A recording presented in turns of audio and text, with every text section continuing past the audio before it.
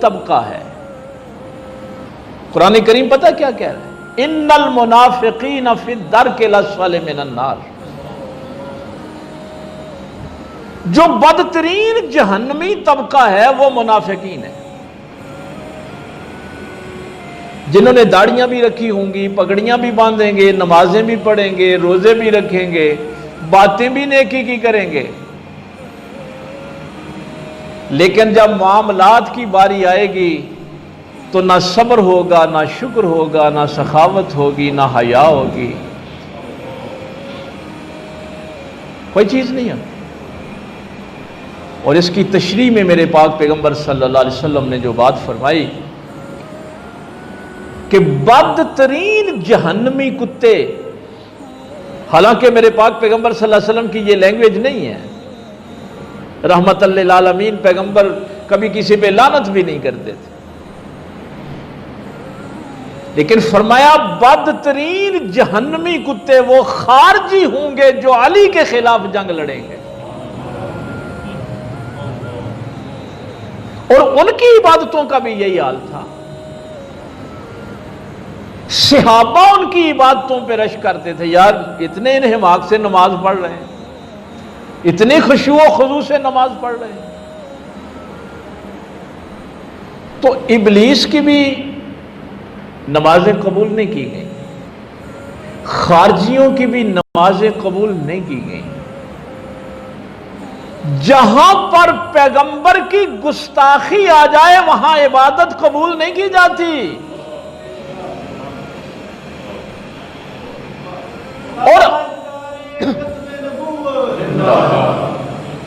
یہ بات ذہن میں رکھنی ہے. اب خارجیوں نے سرکار مولا علی کے سامنے حضرت علی پہ بھی کفر کا فتویٰ لگا دیا اور کہا ان الحکم الا للہ. قرآن کی آیتیں پڑھ کے حضرت علی کو کافر کہتے تھے، صحابہ کو واجب القتل کہتے.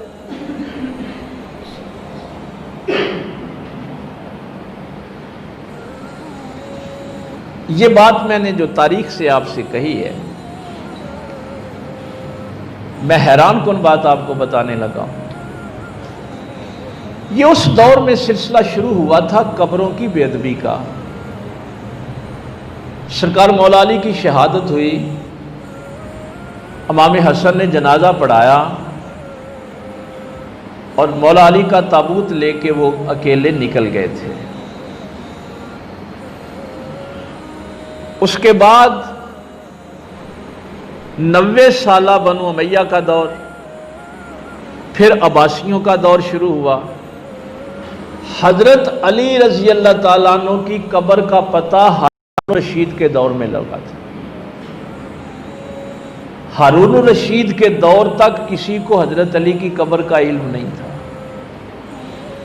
یہ اس بے ادبی کی وجہ سے چھپائی گئی تھی جو اس دور کا رواج تھا. اور آج بھی حضرت علی کے 2 جگہ پہ مزارات ہیں، ایک نجف اشرف میں ہے اور ایک ترکمانستان میں ہے، ایک جگہ پہ نہیں ہے. حضرت اویس کرنے کی قبر بھی 4 جگہوں پہ موجود ہے. حضرت عمر بن عبدالعزیز کی قبر 50 جگہ پہ کھودی گئی تھی. اس تاریخ کا ہمارے نوجوانوں کو شاید علم نہیں ہے. تو یہ چونکہ قبروں کی بے ادبی اس دور میں یہ خارجیوں کی نشانی ہے جو بدترین جہنمی کتے ہیں اور ظاہراً اپنے آپ کو مسلمان کہتے ہیں، اسلام کی بڑی تبلیغ کرتے ہیں، لیکن قبروں کے گستاخ ہیں.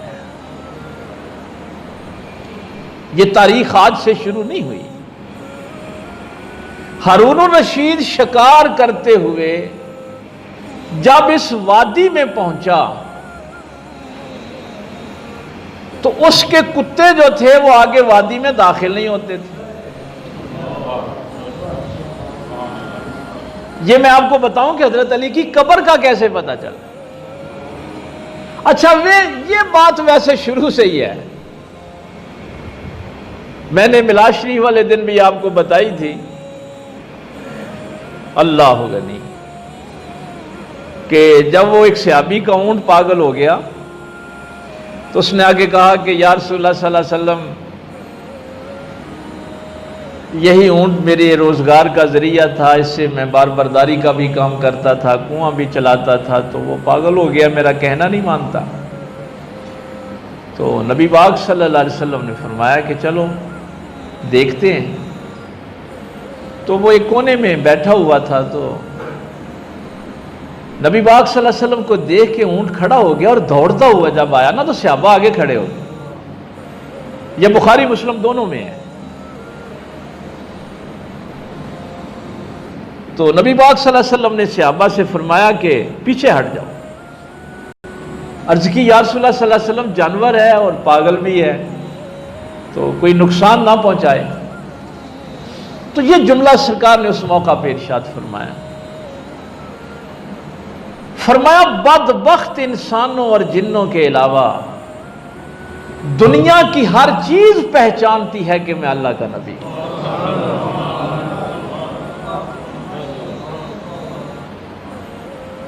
یہ بات، یہ معیار ہمیشہ ذہن میں رکھیں۔ یہ کبھی کسی دن مجھے موضوع دینا کہ جانوروں نے کیسے میرے پیغمبر کو پہچانا۔ یہ لمبے باب ہیں، ابواب باندھے ہیں محدثین نے۔ اس نے آ کے سرکار کے قدموں پہ سجدہ کیا، اور نبی پاک صلی اللہ علیہ وسلم نے اس کے بالوں سے پکڑ کے نا سر کے فرمایا اپنے مالک کا کہنا مانا کر۔ بس اتنی سی بات فرمائی، اون ٹھیک ہو گیا۔ صحابہ تھے نا، ہائے ہائے ہائے، ہاتھ باندھ کے عرض کرتے ہیں یا رسول اللہ صلی اللہ علیہ وسلم، یہ جانور ہے اور اس کو نبی پاک کی اتنی معرفت حاصل ہے کہ اس کو پتا ہے کہ اللہ کے محبوب کو سجدہ کرنا ہے۔ ہم تو انسان ہیں، اشرف المخلوقات ہیں، ہمارے شعور کا تقاضا یہ ہے کہ ہم زیادہ سمجھتے ہیں کہ ہم آپ کو سجدہ کریں۔ یا رسول اللہ صلی اللہ علیہ وسلم، ہمیں سجدے کی، اگر ایک جانور کو پتا ہے کہ پیغمبر کا ادب سجدہ کر کے کرنا ہے تو ہم تو انسان ہیں، ہمیں اتنا بھی شعور نہیں ہے کہ پیغمبر کا ادب کیسے کرنا ہے۔ یہ حدیث بھی اس موقع کی ہے جو ہم نکاح کے خطبے میں پڑھتے ہیں اور پھر ہم بھی آپ لوگوں کو سناتے ہیں۔ تو نبی پاک صلی اللہ علیہ وسلم نے فرمایا کہ نہیں، میں اس لیے مبعوث کیا گیا ہوں کہ سجدہ اللہ کو کرواؤں۔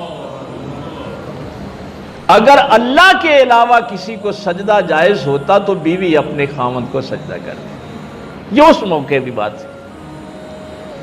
تو بدبخت انسانوں کے علاوہ کائنات کی ہر چیز پہچانتی ہے کہ آپ اللہ کے محبوب۔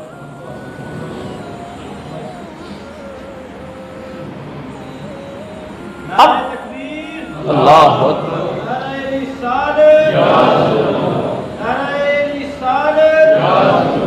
سیدی مرشدی سیدی مرشدی، کائنات کی ہر چیز کو عرفان ہے اللہ کے محبوب صلی اللہ علیہ وسلم۔ اور یہاں بس میں جملہ ایک کہہ جاؤں، پھر یہ نہیں ہوتا، یہ عام ہمارے حالات میں بھی ایسا نہیں ہوتا۔ جس کو اللہ کے نبی سے محبت ہوتی ہے، اللہ کے نبی سے پیار ہوتا ہے، پھر وہ نبی کے یاروں کی بھی عزت کرتا ہے، نبی کی اولاد کی بھی عزت کرتا ہے۔ یہ نہیں ہو سکتا کہ نبی کا احترام کرے اور نبی کے یاروں کا احترام نہ کرے۔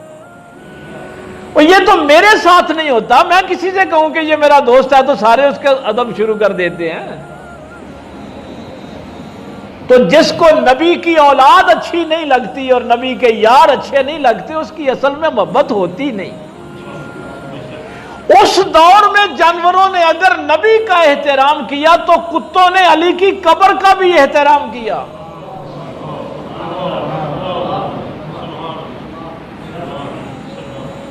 اب ہارون الرشید پریشان ہو گیا، کہنے لگا اب اگر کوئی ظاہرہ قبر کی بے ادبی کرے گا تو اس کتے سے بدتر ہی ہوگا نا.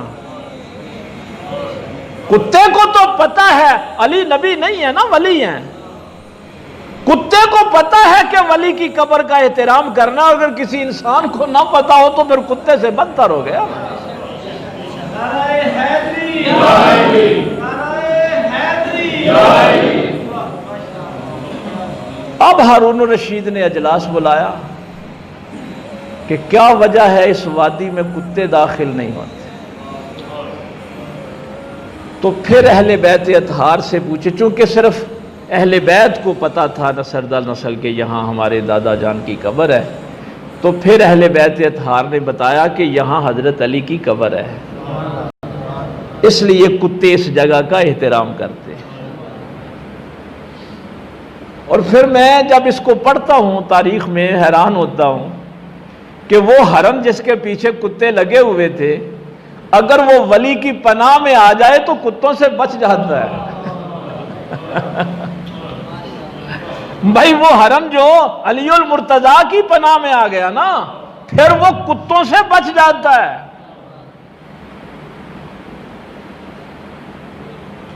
اس طریقے سے سرکار علی المرتضیٰ کی قبر کا پتہ چلا تھا، صدیوں بعد، سالوں کی بات نہیں. عباسیوں نے بنو امیہ کی قبریں اکھاڑ کے ہڈیاں جلائیں. سلمان بن عبد الملک کی ڈیڈ باڈی صحیح نکل آئی، اس کی لاش کو پھانسی پہ لٹکایا.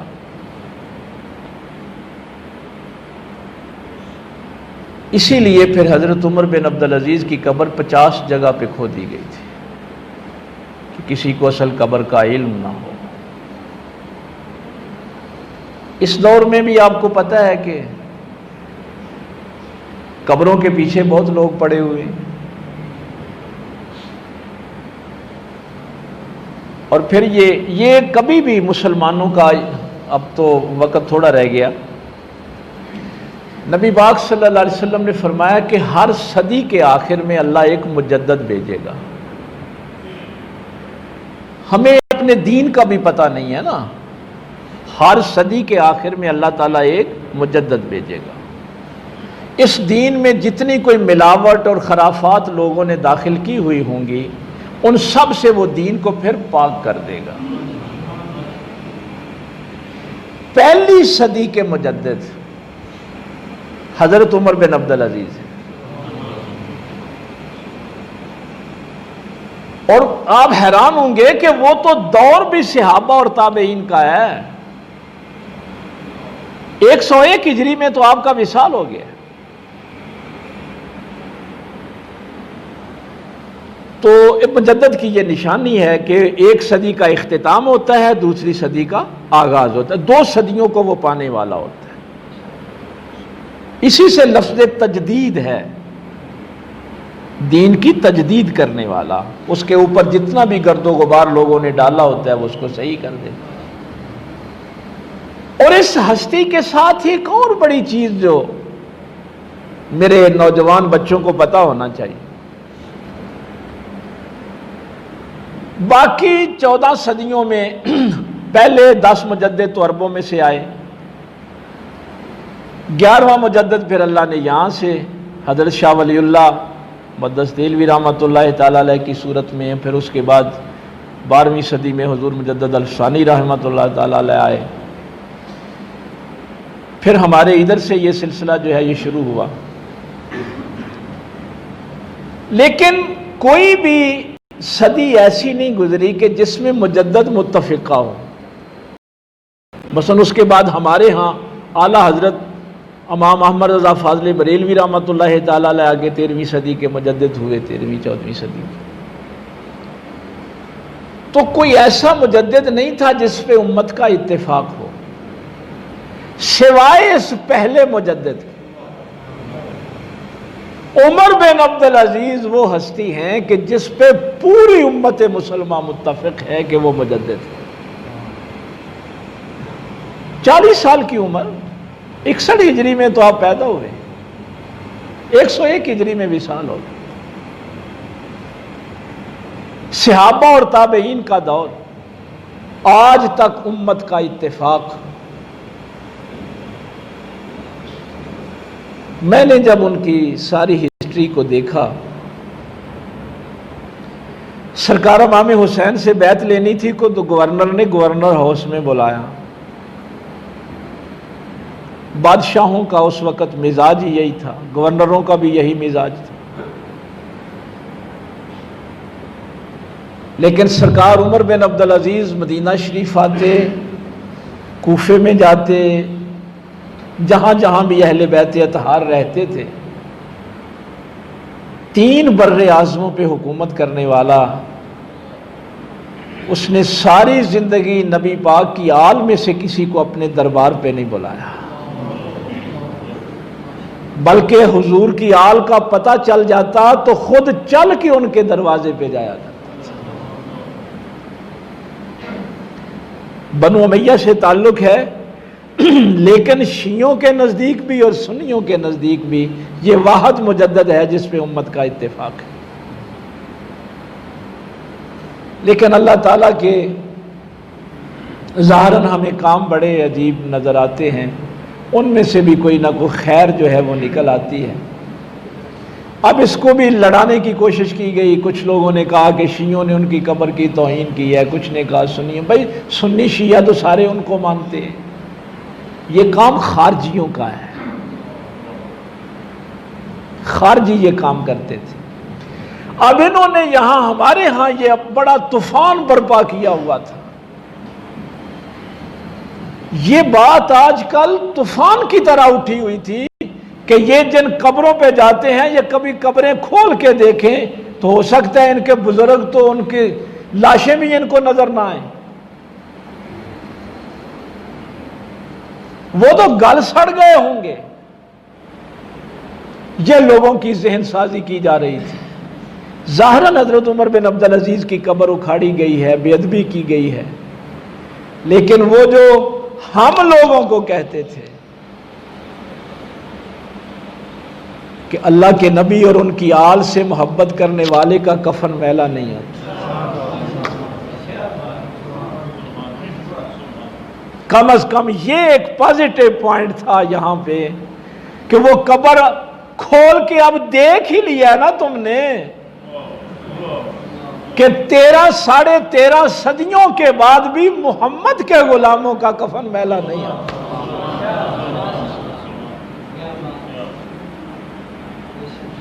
ویسے وہ میں اس دن رپورٹ دیکھ رہا تھا کہ جن لوگوں نے زیارت کی جا کے کہ خوشبو ویسے ہی آ رہی تھی، کفن بھی ٹھیک تھا، زیارت کی لوگوں نے۔ اب کچھ لوگوں نے کہا جی وہ خوشبو والی تو ایسے ہی بات انہوں نے کر دی۔ تو میں 2016 میں جب حج کے لیے گیا تو غزوہ احد کے شہداء کے وہاں جب حاضری، ظاہر ہے نبی پاک کے عاشق وہاں موجود تھے، تو بات چل نکلی کہ یار سید الشہداء کی قبر سے آج بھی کتنی پیاری خوشبو آتی، حضرت حمزہ رضی اللہ تعالیٰ۔ تو وہاں چند لوگ کھڑے تھے، وہ کہنے لگے ہمیں تو نہیں آتی۔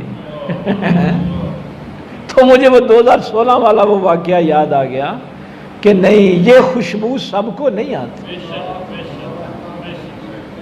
ہاں یہ سب کو نہیں آتی، ہر ایک کا حصہ نہیں دیدار نبی کا، ابو جال کو محبوب دکھائے نہیں جاتے۔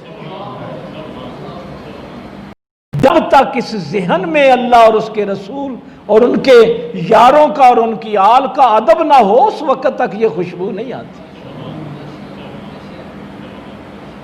تو یہ تاریخ میں نے تھوڑی سی اس لیے عرض کی ہے کہ کبھی اس دھوکے میں نہ پڑنا کہ فلاں کی نماز کتنی خشوع و خضوع والی ہے، فلاں کی داڑھی کتنی لمبی ہے، فلاں کی پگڑی کیسی ہے، اس کا جبہ کیسا ہے۔ دیکھنا یہ ہے کہ اس کے دل میں اللہ کے نبی کا ادب کتنا ہے، حضور کی آل کا ادب کتنا ہے، حضور کے یاروں کا ادب کتنا ہے۔ یہ ہے انسانیت کے اعلیٰ مقام پہ فائز ہونے والے لوگ، یہ ہیں جن کی قبریں محفوظ ہیں، جن کی خوشبوئیں محفوظ ہیں، جن کی تعلیمات محفوظ ہیں۔ بس انہی کے ساتھ یہ جو قرآن کریم نے جملہ کہا ہے نا، اولئک الذین انعم اللہ علیہم من النبیین والصدیقین والشہداء والصالحین، بھائی یہ تو بڑے لوگ ہیں، نبی، صدیقین، شہداء، اللہ کے ولی بڑے لوگ ہیں۔ اللہ فرماتا ہے تم ان جیسے نہیں نا، پر آیت ابھی ختم نہیں، آیت کا آخری جملہ وَحَسُنَ أُولَئِكَ رَفِيقًا، وہ تو بڑے ہیں ہی، جو ان کے ساتھ وابستہ ہو گئے وہ بھی کوئی کم نہیں رہے۔ وہ ان کی رفاقت بھی بڑی چیز ہے، ان کی نسبت بھی بڑی چیز ہے، ان کے ساتھ وابستگی بھی بڑی چیز ہے۔ اس لیے آپ خوش قسمت لوگ ہیں کہ آپ اللہ تعالیٰ نے نبی پاک اور ان کی آل اور ان کے یاروں کی محبت عطا کی، صالحین کی محبت عطا کی ہے، آپ کم از کم گستاخوں میں سے نہیں۔ تو یہی میں نے جو بات عرض کرنی تھی کہ انسانیت کے اعلیٰ مقام پہ ادب والے فائز ہوتے ہیں، بے ادب کبھی اس مقام پہ فائز نہیں، ان کی نظر میں کسی کی حیا نہیں آتی۔ اللہ تعالیٰ عمل کی توفیق دے۔ وآخر دعوانا